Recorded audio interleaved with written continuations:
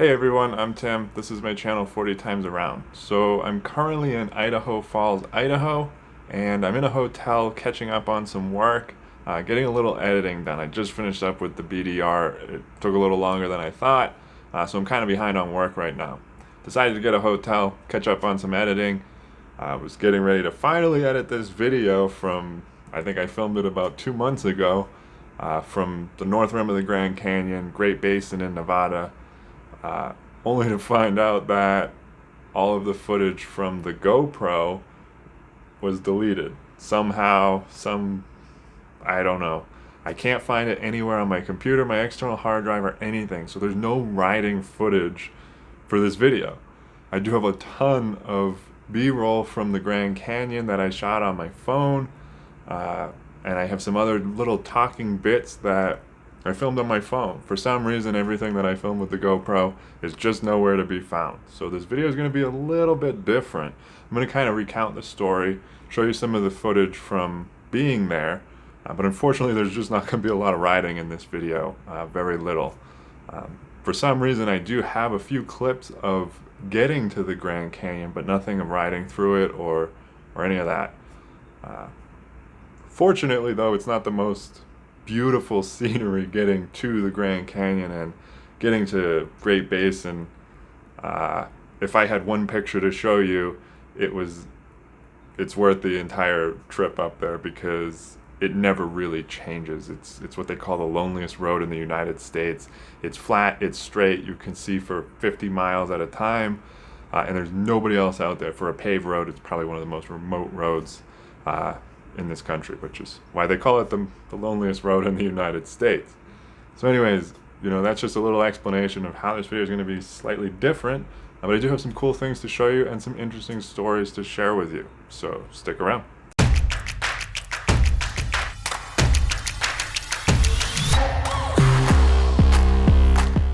So fortunately, I have my journal, and this is going to allow me to kind of relive some of this experience with you guys. I'm reading it for the first time in over 2 months since this stuff happened. Because like I said, unfortunately, all of my vlogging and my helmet footage when I was talking to the camera, it's gone. So I don't have the story that I was telling you as it was happening, but I do have the story that I wrote down at night in my journal. So if you remember in my last video, I left from Zion. I camped out kind of on the north side of the park. It was kind of snowy, kind of cold. Made it through the ice road, which was really more of a muddy road. Got out of there and started heading towards the Grand Canyon. It's a fairly long ride, and the north rim is actually, it's far more remote than the south rim. It takes a little longer to get to, and it's a dead-end road. It's like really, really long. So I got to the north rim. There's a lodge at the north rim. They actually rent out cabins. If you have a chance to get into one of those, you should probably try it. I've never stayed in one, but it's such a cool spot. When you walk out of these cabins and you walk like 20 feet and you're staring at the Grand Canyon. I mean, it's pretty wild. I was able to get onto Wi-Fi while I was there, catch up on some phone calls, and catch up with people. I spent a little time just hanging out at the lodge, drinking some coffee and enjoying the view. It had been a long day already. I had already put in quite a few miles, and I wasn't quite done yet. Now, of course, it was super crowded. It was still Memorial Day weekend. There were a ton of people at the park. It was kind of cold, kind of gloomy, and as I started making my way out of the park, it was raining off and on, a little bit of snow here and there. Nothing too bad, but it was just kind of wet and cold. I made it to a campsite a couple hours north of the Grand Canyon, of the actual rim of the Grand Canyon, which means like it takes you an hour and a half, 2 hours just to get out of the park, so add another hour to that. On the side of a mountain, kind of on a hill. My campsite was flat. It was really beautiful. I was really thrilled to have found this spot because there was also a ton of firewood, and it was cold, and I was so grateful to have a fire and some wood to burn to keep warm. So I got out of the Grand Canyon. It was pretty cold down there. I meant to mention while I was in there, but it was super crowded and I get a little weird talking on the camera in front of people. If you ever do go to the Grand Canyon, make sure to check out the north rim. In my opinion, it's the better side. Just a little more casual, and I like the views better, just me. Seems like the south side gets a lot more credit, and is a lot more popular. I found a campsite, found a little bit of firewood too. It looks like there's some weather rolling in. Surprise, surprise. I'm gonna set up camp, have a little fire, and make some dinner. Tomorrow I'll be heading back to Zion and going to Great Basin from there, going to Death Valley after that, and then down to Joshua Tree. Hopefully the weather will start getting nicer. This is really beating the crap out of me. Tired of seeing snow. So I made camp for the night. It ended up raining all night. Everything was wet and it was gross, and it was just kind of like, I didn't feel like leaving early the next day, so I started doing a little editing in my tent. Unfortunately, that rain started to turn to sleet, which eventually gave way to snow, and it started coming down like crazy. Some of you might remember a few weeks ago I had mentioned being snowed in my tent. This was the campsite I was talking about. It got really bad, like whiteout snow. I hid out in my tent for as long as I could. I used up all my battery pack power, all my power on my laptop. I had enough on my smaller power bank to keep my phone going, and I was just kind of staying busy, listening to podcasts, doing whatever I could in my tent, waiting for this snow to stop. And meanwhile, it's like not even safe to go and get on the bike and leave, and I have so far in either direction to get to anything that I'm kind of just stuck here. Unfortunately, I got really, really down and depressed and just like I wasn't digging it. And so I didn't film a lot of this experience once the snow got really bad. And eventually it got so cold, my feet were frozen, everything was wet and cold, and it just got to a point where it was dangerous. So I had to just tough it out, roll everything up into a ball, strap it to the back of the bike, and hit the road. I rode through some snow. It was pretty nasty, pretty gross, pretty slippery. For about an hour and a half, 2 hours before I made it to an area where I could get a reasonably priced hotel. Now, it's kind of funny that as this was happening and I was kind of going through this struggle in my tent, just really toughing it out and kind of white knuckling it, it was pretty miserable and it was pretty hard to deal with. It was super cold and I just wasn't prepared for that kind of weather, especially when you threw in the fact that everything was wet. So I was listening to this book on this audio book. The book is called Vagabonding. And in this book, there was actually a quote from another book. This guy, George Santayana, from The Philosophy of Travel. And I thought this was such a cool quote, especially to have heard this in this audio book at this moment. So I wanted to share that with you guys. And here's the quote. "We need sometimes to escape into open solitudes, into aimlessness, into the moral holiday of running some pure hazard in order to sharpen the edge of life, to taste hardship, and to be compelled to work desperately for a moment, no matter what." This is just so fitting, and like sharpening the edges of life. Like I'm one to really embrace struggle and challenge, and motorcycle travel comes with quite a bit of that. Of course, you can only ride when it's sunny and always stay in hotels and only ride when the conditions are perfect, and it's going to be more like a vacation.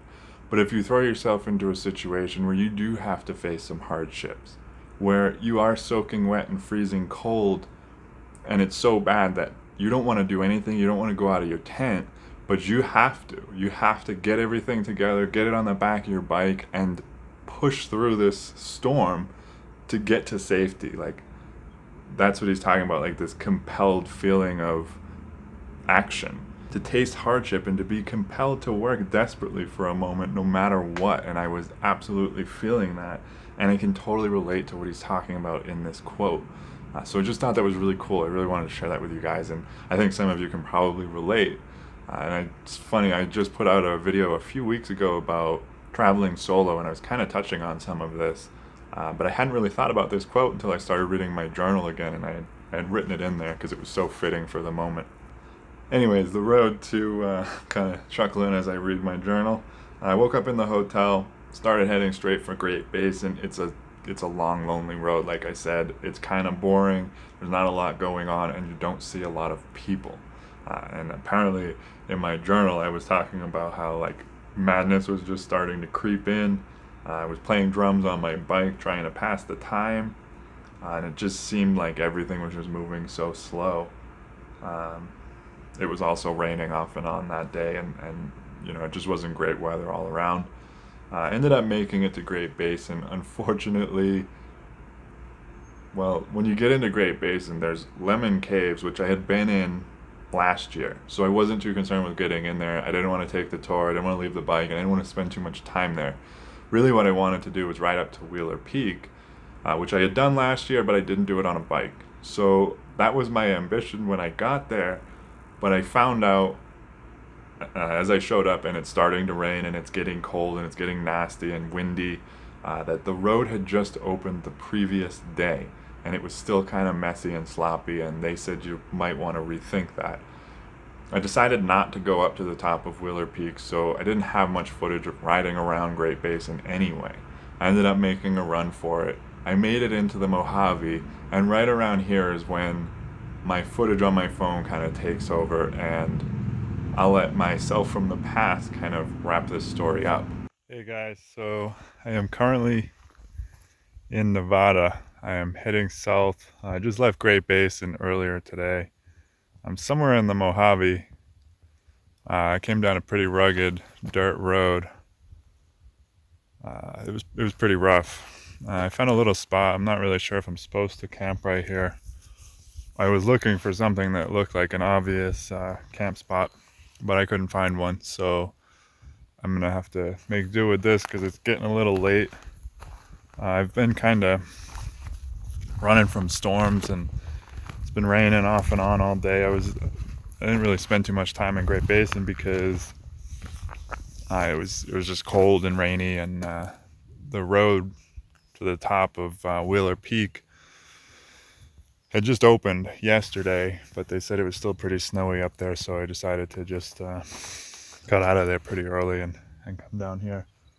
I'm just about due for a rear tire, so I gotta pop into Vegas tomorrow, try to find a rear tire in a shop that can put it on for me so I don't get delayed too much. It's pretty quiet out here. Not a lot of traffic today. On the 93, which was pretty scenic. I was on the 50 for a while, which is called the loneliest road in the United States or something like that. It's pretty accurate. I'm gonna make some dinner and set up camp. Been a pretty long day. I think I did about 600 miles and a lot of rain, a lot of wind, cold, and then it warmed up a little bit, then it got cold. I'm just glad to be at a campsite because it was looking pretty dire. I wasn't having much luck finding anything. I found this one beautiful campground right on a lake on like a nature preserve, and it was gorgeous and really beautiful sunset and just nice view and quiet and peaceful, but it was packed solid with campers. Okay, quick update. I may have seemed a little low yesterday, a little depressed. I was really just so tired. I just woke up to this beautiful campsite. Look at this. It's amazing. This road was pretty rugged though. This section is not so bad, but I mean it was like deep versions of that. This is a bit challenging. Just want to let you guys know I'm not actually depressed. I'm having the time of my life.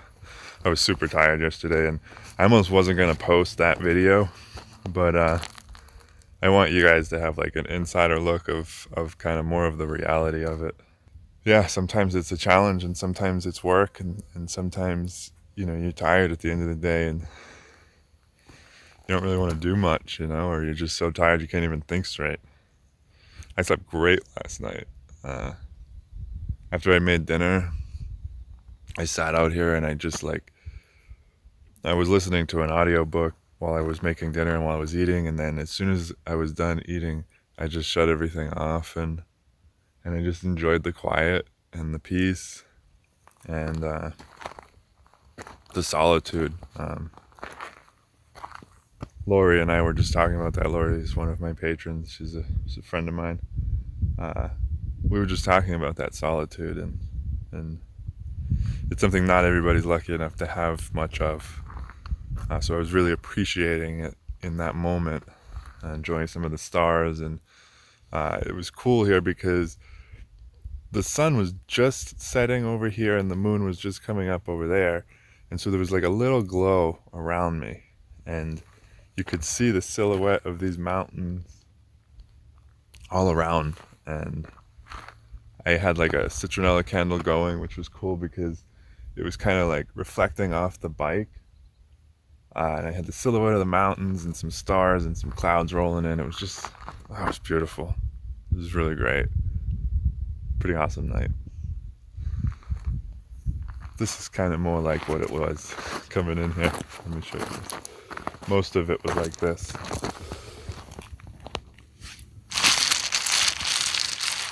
Anyways, that is it for today. I hope you got something out of this video. I know it was a slightly different format. And so in the next episode, we're going to be heading into Death Valley. And as I was filming Death Valley, I had specifically and consciously decided to do a slightly different format for that video, which is going to slightly mirror this type of format, except there won't be any talking.